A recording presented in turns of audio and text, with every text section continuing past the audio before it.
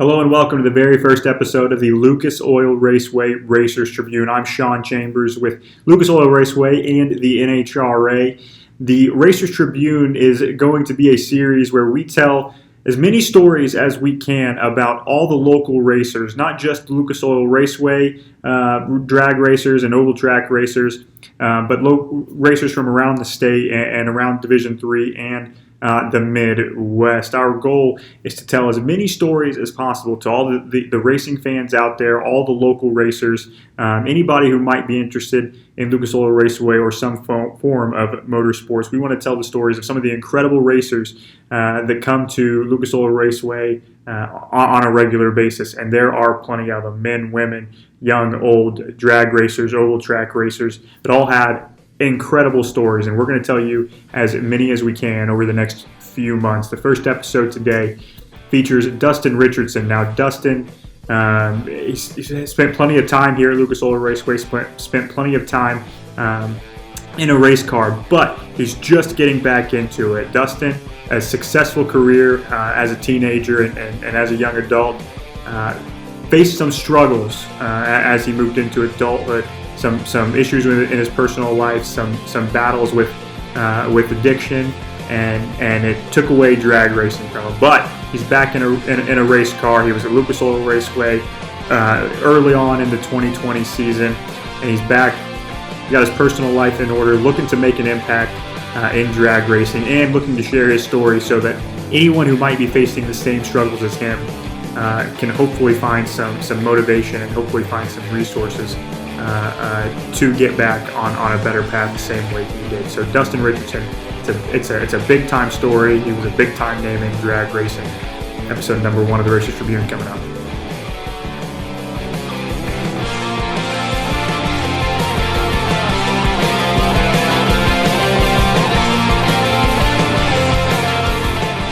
We've got kind of a big one, Dustin Richardson. In the drag racing world, He's had quite a few accomplishments. He's gone through some ups and downs in his personal life, and he'll tell you all about that. No one knows his story better than he does. So again, Dustin Richardson here on the Racers Tribune this week. Dustin, I kind of got to know a little bit about your story a couple weekends ago whenever you made it to Lucas Oil Raceway. So first off, you were here a couple weeks ago. How'd you do that weekend that you were here, and how long had it been since you'd been racing at that point? I'm going to have to say it had been at least 7 years since I'd been in a car at that point. Long time, probably longer since I'd been in that car.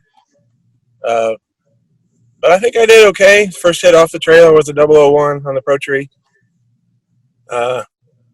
Made my 6 passes and got my license back.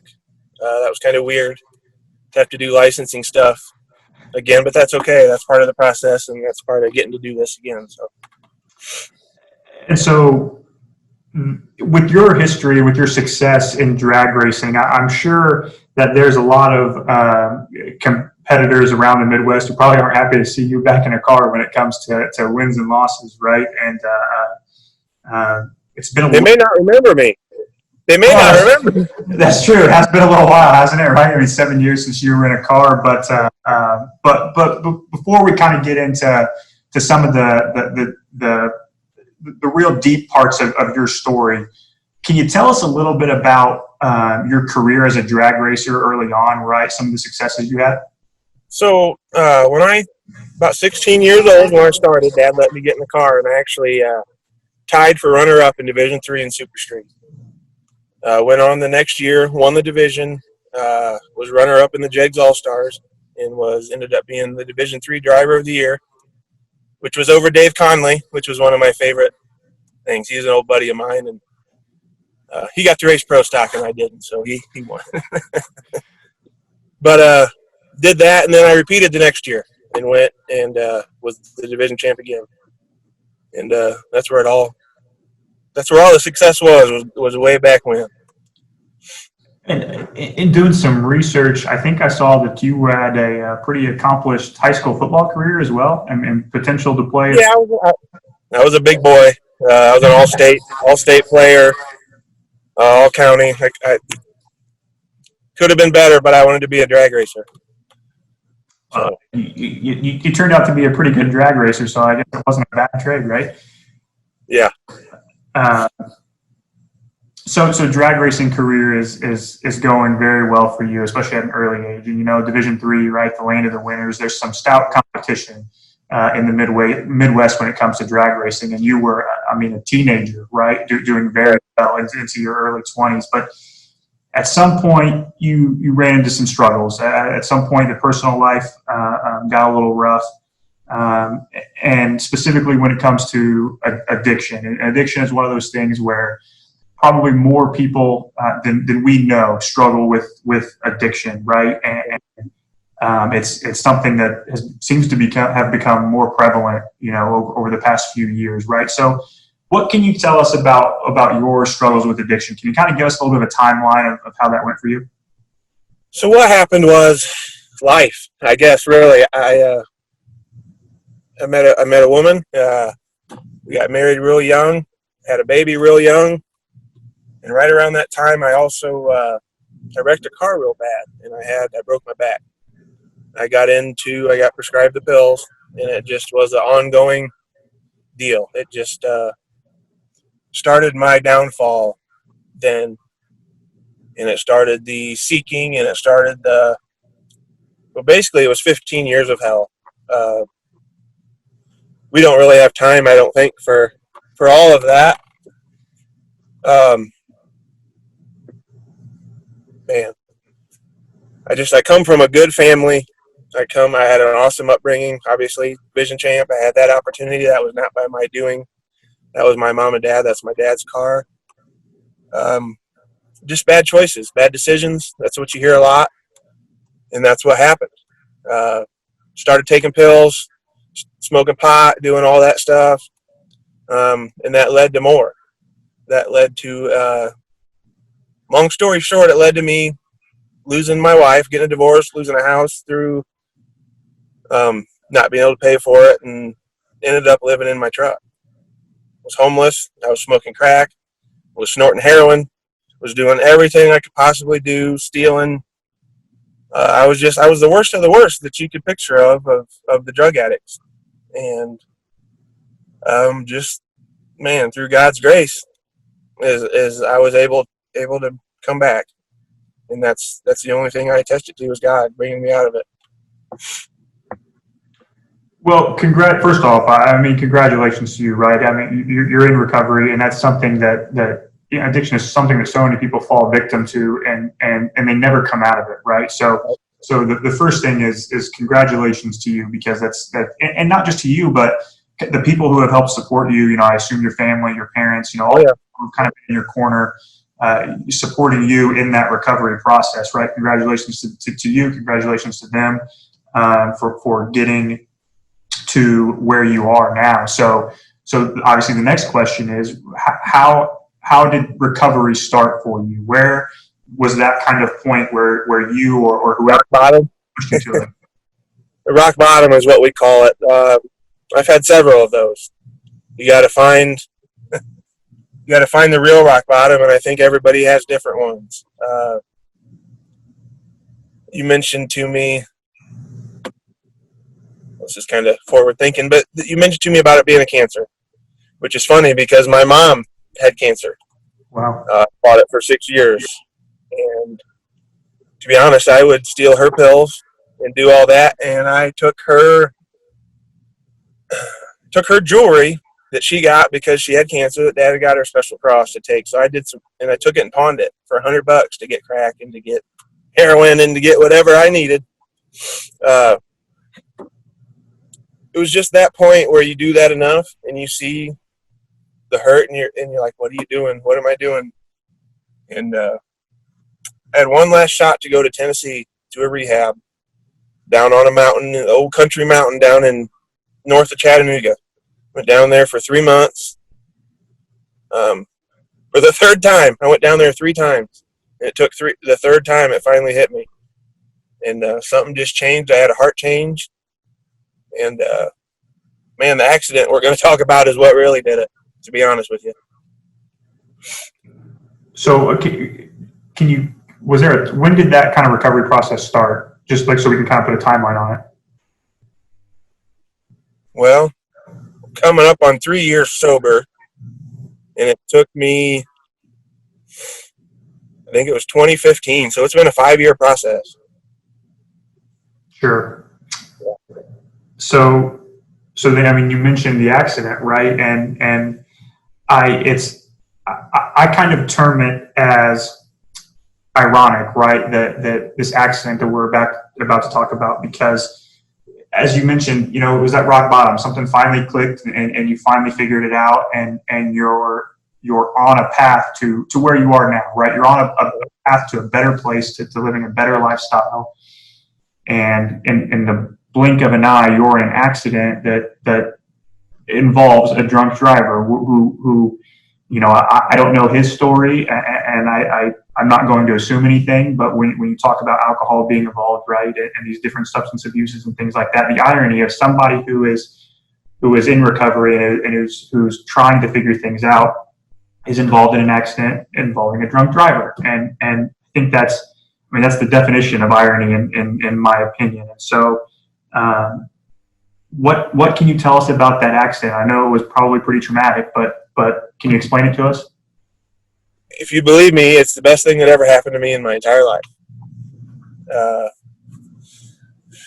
There's a thing we call in the circles, in the rooms, in the AA and the NA, you call it dry drunk, or someone who's not drinking, but they're still acting the same way and having the bad character defects. And so that first couple of years leading to that accident, I was sober, but I was not, I don't know. I was not a nice person still. I hadn't had the heart change yet.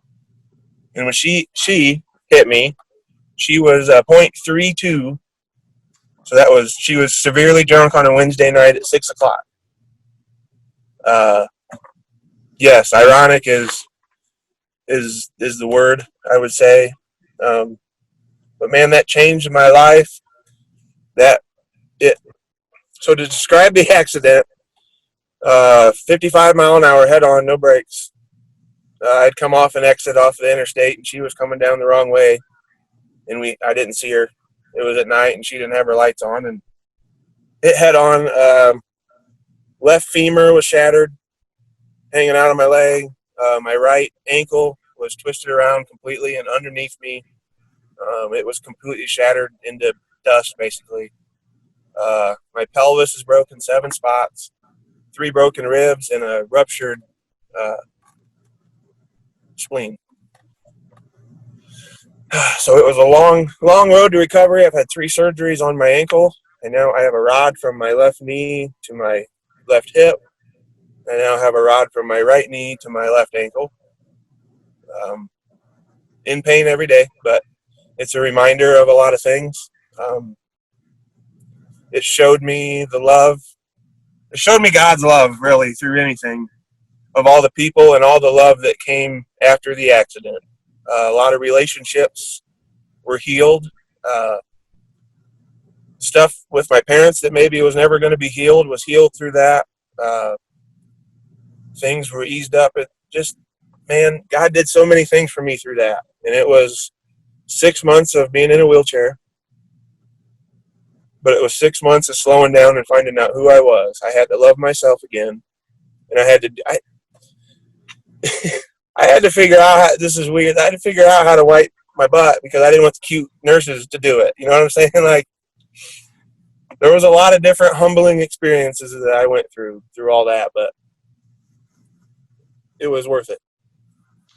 So, can I ask you real quick how drag racing helped play a role in some of this, right? I mean, that's when you think start to finish, from battling addiction and some personal problems to now this accident. That's a lot of adversity, and it may have seemed, it may have spread 10 years or so, but when you think about how severe some of these problems were, that's a lot to go through in a relatively short amount of time. And so you're back you're drag racing again. You're back in a race car.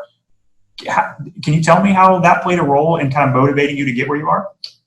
End game. I mean, there was always that end game. There was always that goal. There was always that. See, racing to us, people who race, you say you don't know you're not a racer, right? To us, man, it's everything. It's our heart, it's our soul, it's our being with our parents, it's the relationship, it's the loading up on Thursday and mom being crabby because she doesn't have her list done and all this, and then getting there and having a family talk on the way, and just there's so many more things than getting in a race car and going down the track to us. And that's what I was trying to get back to more than anything. Race cars are made every day, but they don't make your parents every day, and that was a big thing, was getting back and having that time with them. You know, I'm not a racer. I grew up in central Indiana, and I don't come from a racing family. I don't know much about racing, but since I started working here for the NHRA and Lucas Oil Raceway and started to get a feel for how racers are, it's incredibly admirable to me how seriously racers take the sport of racing, and not, they don't make money from it. They're not in it for the money. They're not necessarily in it for the trophies. They're in it because they love it. They have got a second family out here at the track every time they come out here. I mean, it's like a mini vacation every Thursday through Sunday to some of these people. Incredibly admirable that they're willing to do it. Rain, sleet, snow, shine, no matter what the financial burden, no matter what the time commitment. It's kudos to you guys for making that happen.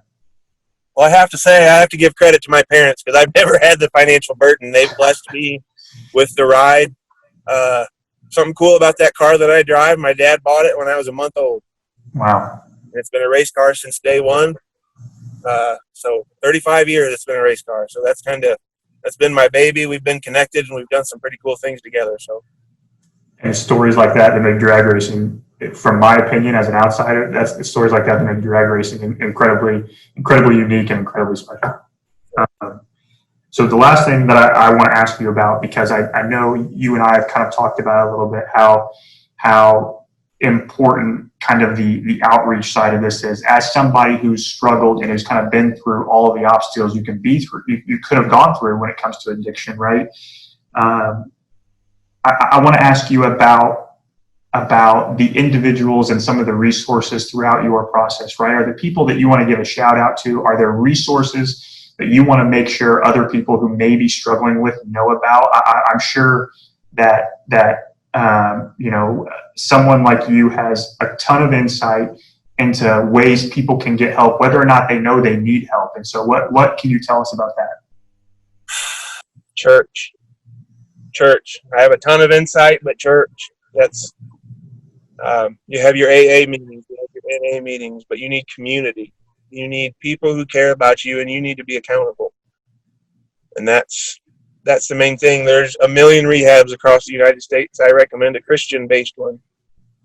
A lot of them don't take insurances, so it makes it tough. You end up in a state-run one that